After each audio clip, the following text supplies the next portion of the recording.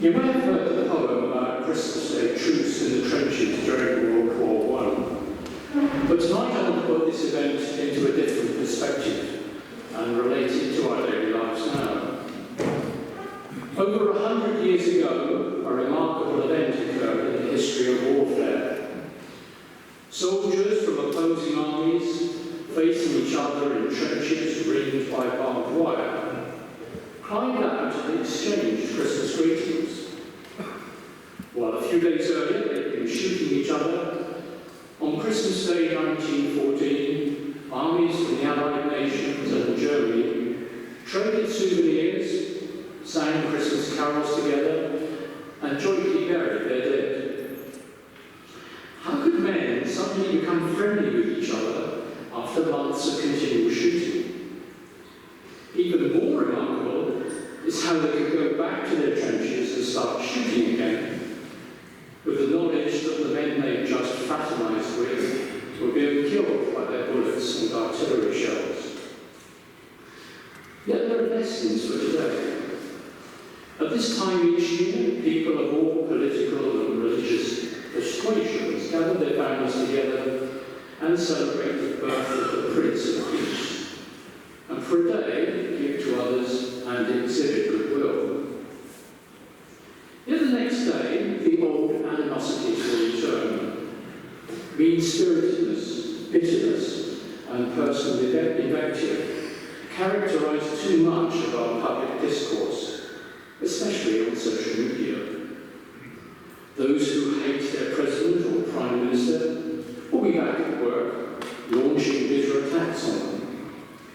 Some who support same-sex marriage will label their opponents homophobic, while some groups will call each other racist, and so it will go on. The Christmas Truce of 1914 should teach us some lessons. One is that we should get to know the other person who we normally see only from a distance. If we get close to them, we might find that those who hold differing political and social views aren't bad people. Unfortunately, there's a growing tendency to go to our ideological corners and avoid mingling with those with whom we disagree. It's certainly happening virtually, as online and traditional media information sources increasingly become tailored to our particular political views, and our exposure to challenging media messages is lessened. We should find somebody else that we don't agree with politically and discover why they think that way. We may still come away disagreeing, but if we can talk to each other civilly about politics and social issues, a practice that desperately needs to be revitalised, I might say, we may also gain new perspectives. Indeed, we may realise we can actually agree on many things. Another lesson we should learn from the Christmas truce is that if we go back to our battles, they'll just continue to drag on.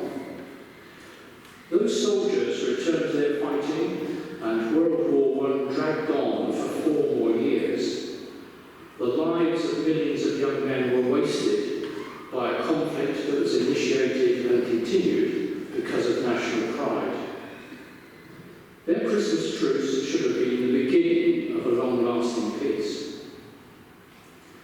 So instead of us going back to our trenches and shooting at each other vertically from a distance, we should stay in the no-man's land of compromise and conciliation and continue to find solutions to common problems.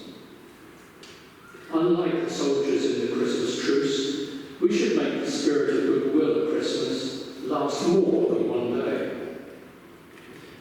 So have a very happy Christmas with your families, and may 2023 be a healthy and peaceful year for everyone.